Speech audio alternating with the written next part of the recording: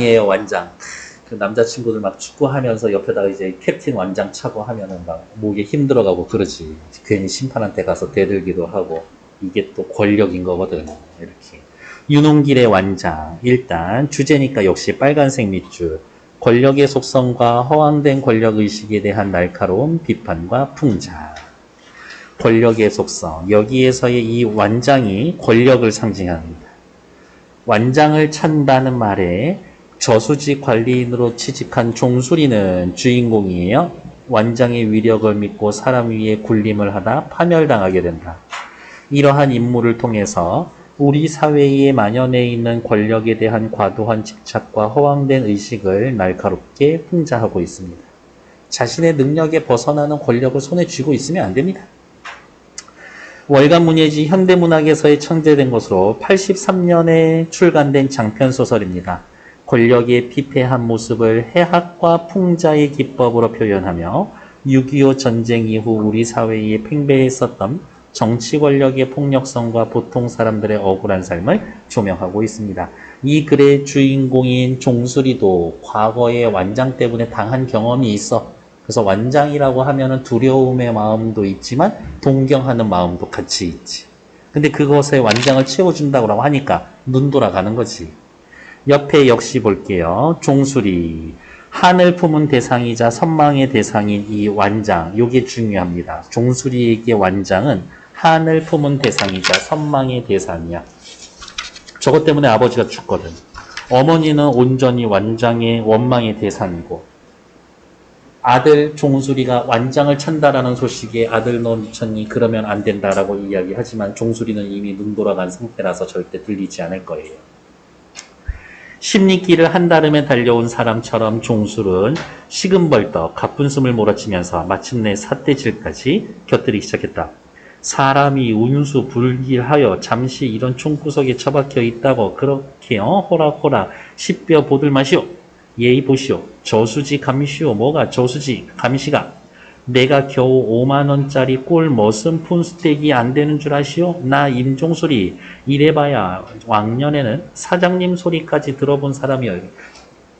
그냥 구멍가게 사장님 소리 들었었다가 그거 망했었거든. 그런 나한테 뭐 지금 알바 같은 거 뭐 경비하라는 거야? 기분이 나쁜 거지.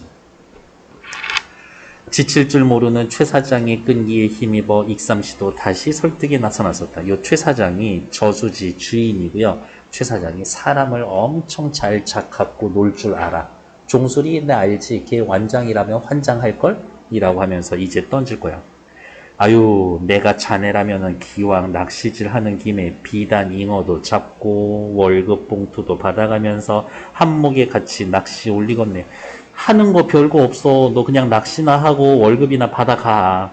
삽자루 들고 땅 파는 것도 아니고 그냥 소일 삼아서 감시원 요게 포인트지. 완장 한번 차고 물가상으로 왔다리 갔다리 하면서 완장요? 그렇다. 완장 바로 그것이었다. 그것이 순식간에 종순의 흥분한 머리를 매섭게 내려쳐 갑자기 멍한 상태로 만들어 놓았다. 이제 여기까지만 보면은 이 글의 시점 확인해야지. 주인공 분명히 종술인데 지가 지 얘기하는 것도 아니고 나라는 사람이 나타나는 것도 아닌데 밖에서 쳐다보는 사람이 종술이의 속마음까지 다 알고 있죠. 이거 전지적 작가 시점이에요.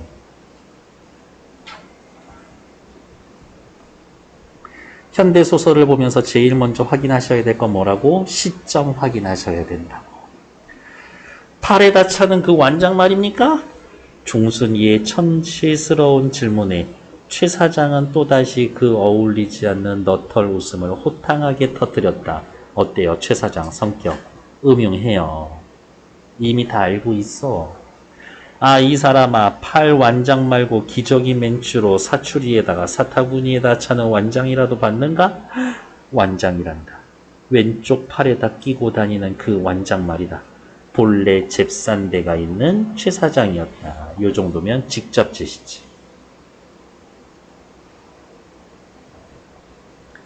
그는 우연히 튀어나온 완장이라는 말에 놀랍게도 민감하게 반응을 보이는 종수리의 허점을 간파하고 쥐라는 놈이 곳간벽에 구멍을 뚫듯이 거기를 집중적으로 공격하기로 마음먹었다. 거기 어디?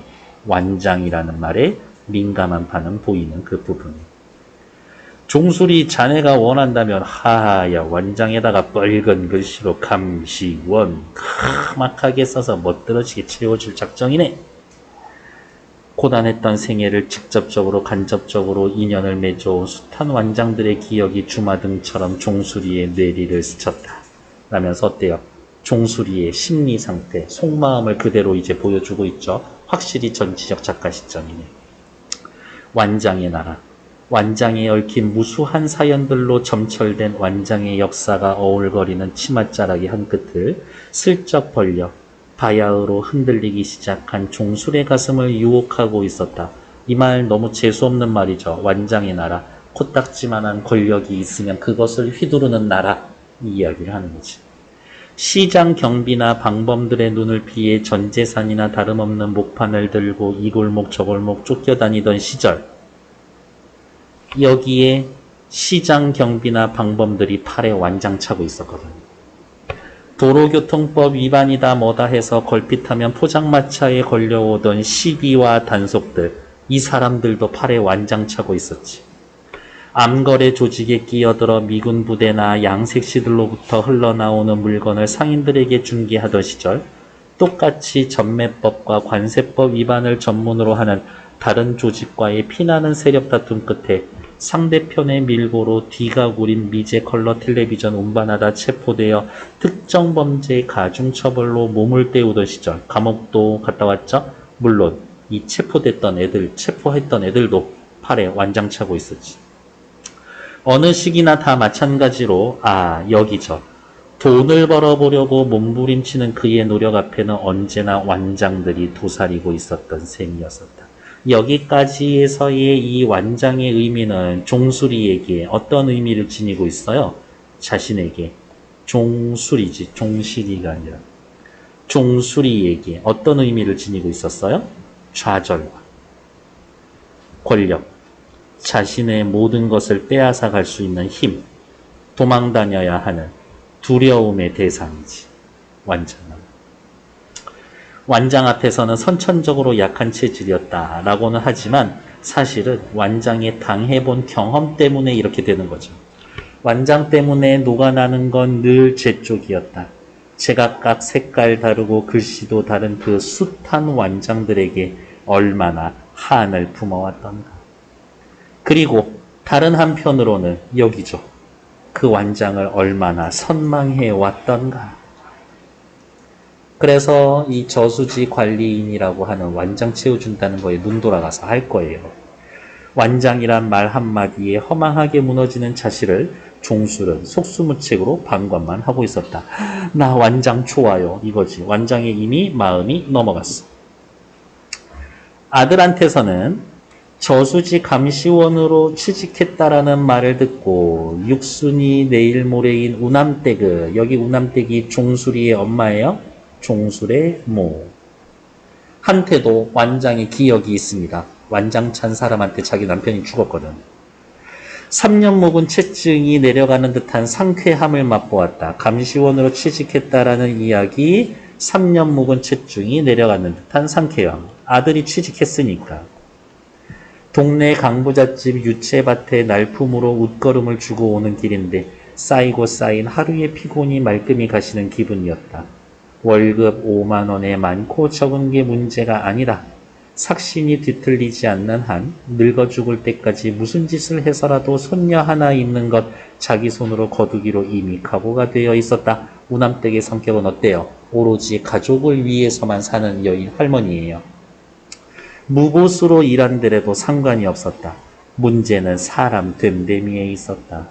4대 60 나무랄 데 없는 장정이 반거충이 편둥편둥 먹고 대학 다니면서 진짜 대학 다닌 게 아니라 너는 무슨 먹고 대학 나왔냐? 먹고 싸는 대학 나왔냐? 그 얘기인 거죠. 사시장철 1년 내내 말썽이나 싸질러내는 통에 동네 안에서는 그나마 밥줄 이어나가기도 차츰 힘들어지던 판국이었었다. 여기서부터 말썽이나 질러내고 쌓는 통에 누구 얘기하고 있는 거예요? 자기 아들 종술이 이야기하고 있는 거지. 남들한테 손가락질만 안 받고 살아도 감지덕지 환감할 지경인데 취직까지 했다고? 망나니 외아들한테 또 요거 얘기죠. 30년 만에 처음 받아보는 효도인 셈이었다. 지질이도 홀어머니 속을 썩여온 자식이 아니었던가. 월급이 많더라는 마치 하는 일도 별로 없구만요. 그저 이제 엄마가 충격받기 시작할 거야. 감시원 완장이나 차고 슬슬 바람쐬기 대돋보기나. 어머니가 느끼는 기쁨이 여간 큰 것이 아닌 줄 익히 아는지라 종수리는 그 기쁨을 배가시킬 요령으로 대수롭지 않은 척 무심히 짓거림으로써 극적인 효과를 누렸다. 세상에 아들 취직했어. 뭐 어떡해. 너무 좋아 너무 좋아. 별거 아니에요. 그냥 완장차고 돌아다니는 거밖에 없슈. 이렇게 이야기를 했더니 엄마가 이제 환장하는 거지. 우남댁의 귀에는 그 말이 무심케 들리지 않았다. 애당초 의도했던 그대로.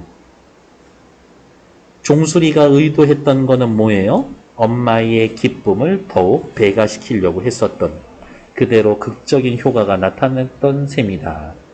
여기에서의 극적인 효과, 종수리는 좋은 쪽으로의 극적인 효과였지만 엄마는 부정적으로 극적인 효과지. 완장? 예, 요거 왼팔에다가 감시와 완장 떡하니 두르고 순시를 돌기로 했구만요. 그냥 맨몸뚱이로 단속에 나서면 권위가 없어서 낚시꾼들이 가볍게 보고 말을 잘 안 들어먹으니까요. 종수리 입장에서의 완장은 뭐와 동의어야? 권위와 동의어야. 네가 완장을 다 둘러야 곶간 놈의 것 쇠고랑 치울 권한도 없고 그냥 명예뿐인디요. 무어? 명예야 완장은. 하지만 자신에게 쇠고랑 채울 권한이 있다라고 이제 오바할 거예요. 그래서 그 최 사장 친구가 저수지에 낚시하러 왔는데 그것도 못하게 말리고 싸움이 나서 쫓겨나. 나중엔 그렇게 될 거예요. 너무나 놀란 나머지 우남댁은 눈앞이 다 캄캄해 왔다. 여기에서는 충격. 과거에 무서웠었던 일이 떠오를 거예요. 공포. 처음 맛본 기쁨. 아들의 취직이 마을회관 옆 수도, 공동수도 푼수에 지나지 않는 것이라면 나중에 느낀 놀라움은 널금 저수지하고도 맞먹을 정도의 그 규모가 대단한 것이었다. 아들이 취직했어요. 아들이 취직했어요. 기쁨 요만큼. 아들이 완장차인데요. 충격 이만큼. 그 표현을 이렇게 이야기를 한 것이에요. 대체나 이 노릇을 어떻게 해야 옳단 말이냐. 아가, 너 그거 완장 안 들고 감시원 할 순 없냐? 당치도 않은 말씀이었다. 왜? 순전히 완장의 매력 한 가지에 이끌려 맡기로 한 감시원이었다. 근데 그걸 두르지 말란 이야기는 결과적으로 아들더러 언제까지고 개망나니 목고대 학생으로 그냥 세월을 보내라는 이야기와 다름없다. 아유, 엄니는 동네에서 사람 대접 좁게 받고 살라고 그러는 아들이 그렇게도 영 못마땅하여? 돌아가신 양반 생각이 나서 안 그러냐? 돌아가신 너네 아버지 완장찬 놈들한테 죽지 않았냐? 아버지 말이 나오는 바람에 종순이 갑자기 말문이 막혔다.